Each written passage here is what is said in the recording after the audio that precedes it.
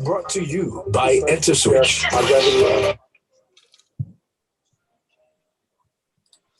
Good morning. Happy new month. Welcome to Smooth Breakfast on Smooth 98.1. My name is Valentine and I'm joining Rotus. Good morning, Rotus. Welcome to the show.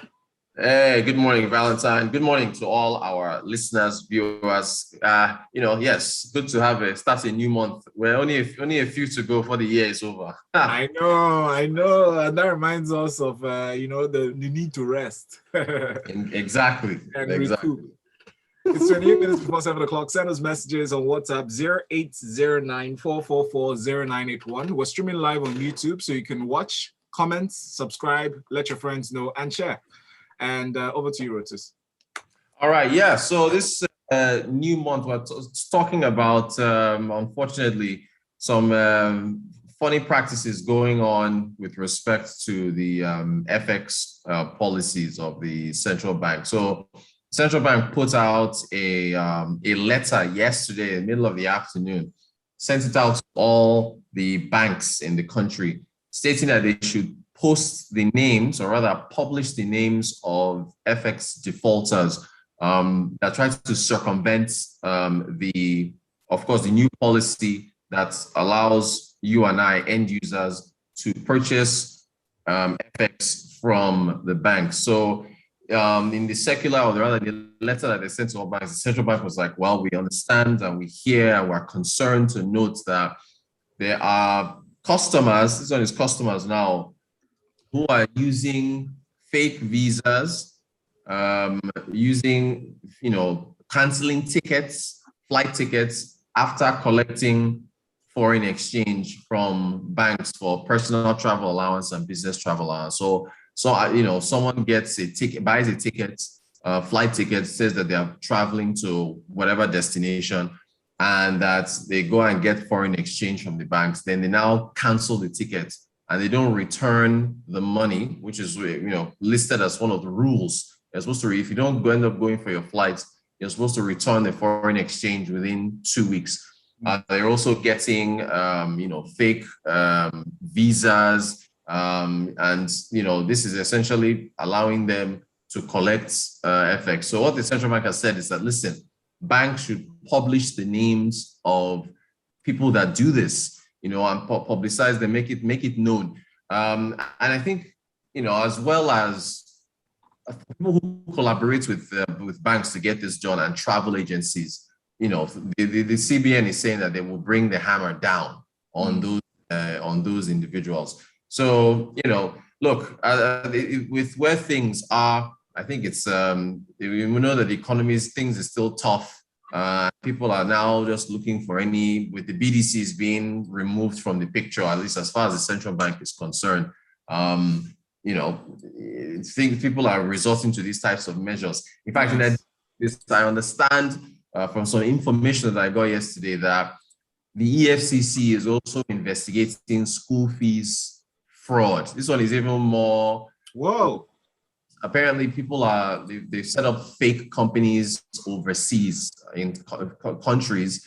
What they do is they now write fake letters of admission for children, and then they send the letters of admission here to banks, and then the collaborators that they have here in the country take those letters to the banks. The banks say, oh, okay, this child has been accepted to this school, and then they give them foreign exchange, which they now round trip back into the black market, because these rates, you're getting them at 411, 412, which is the rates that the official rates, which is now benchmarked to the INE window, the investors and exporters window.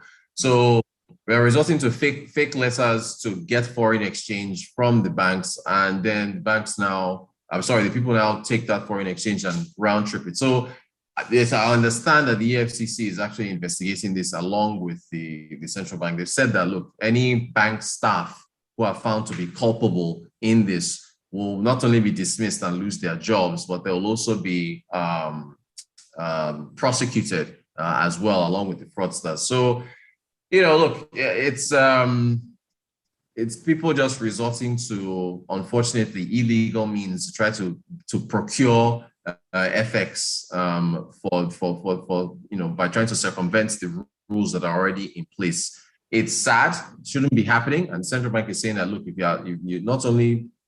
you get caught, your accounts, you won't be able to get FX again from the banks.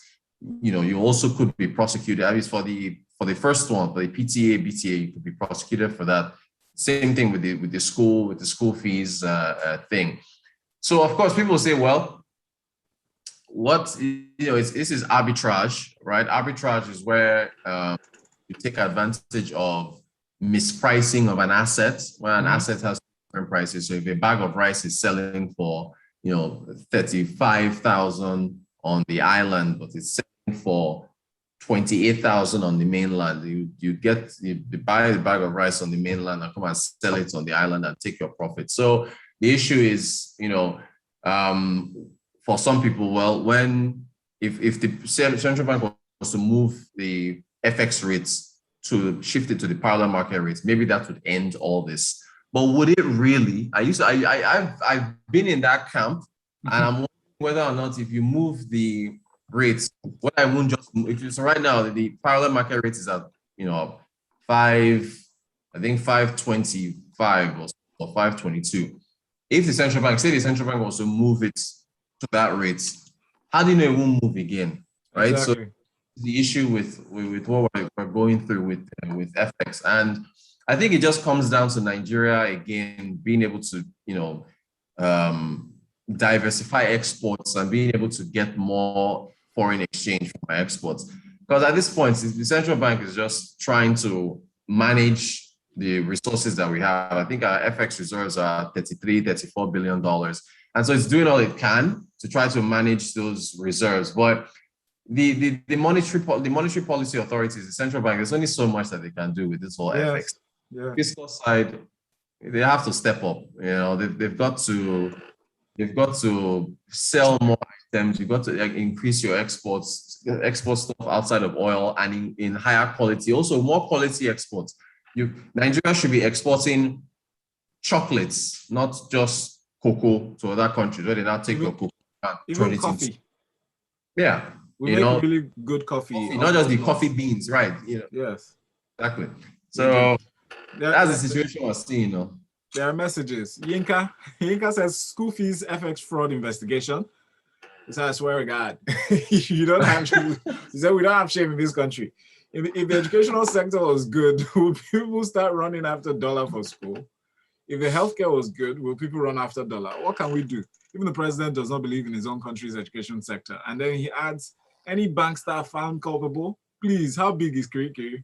Have they fixed ACs for the VIP section of Kirikiri? Just asking for some back managers. Thank you, Inka. And then here's a message from Alex. Alex says, Nigerians, if we put this time and sense into something else, won't we still make it?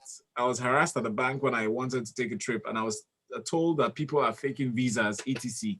I looked at myself and looked at the guy, and I'm like, are you kidding me? But hearing it now, SMH. Thank you, Alex, because I guess the hassle is a lot. Now, Onachuko says, so far, good move by the CBN. EFCC, just pray this will meet the intended objective. All right. Aya from Abbas says, or Yaba rather, says, I think CBN should stop subsidizing FX for foreign education and medical treatments. These are luxury services. Interesting points. Interesting point. Perspective. Yeah. That's another debate right there. Mm-hmm. Luxury. Because I mean, the question of who can afford it now comes in, yeah.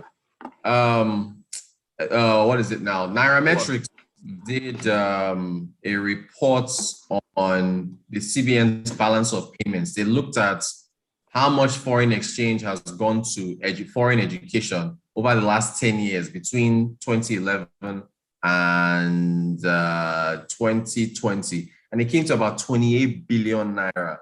Right, that is for FX outflows to foreign education.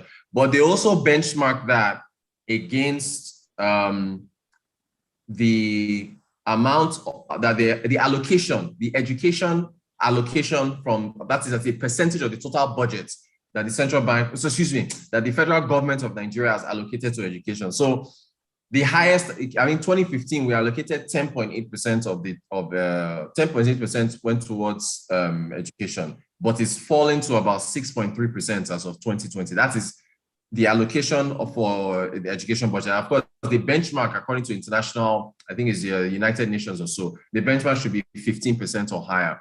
So what Nairametrics did was to match how much has the government been allocating to education versus how much Nigerians are spending. So the logic is that if the government allocated more money to education, then like one of the messages just said a few minutes ago, you wouldn't, I think someone was saying how much money we spend on healthcare and education and so on. If there was more invested in it, then you won't probably see Nigerians spending as much, to educate their children overseas, because who doesn't want the best education for their child? You can't fault anybody now, So yeah, that's everybody wants the best for their child. That's the key phrase there.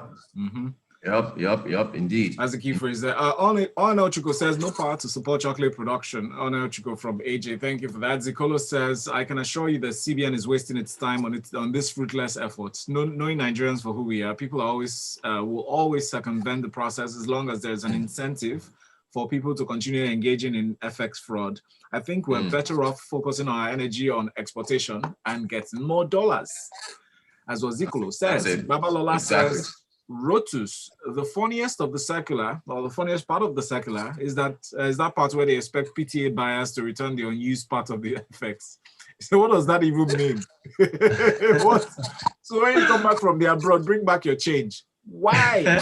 That's if you don't go on the trip. If you get the money and you don't go on your trip that the money was intended for, then you've got 2 weeks to return it. Not that if you take it and then travel and you don't spend all of it, you should return the unused part. So if you cancel your trip for any reason, they want it to be returned.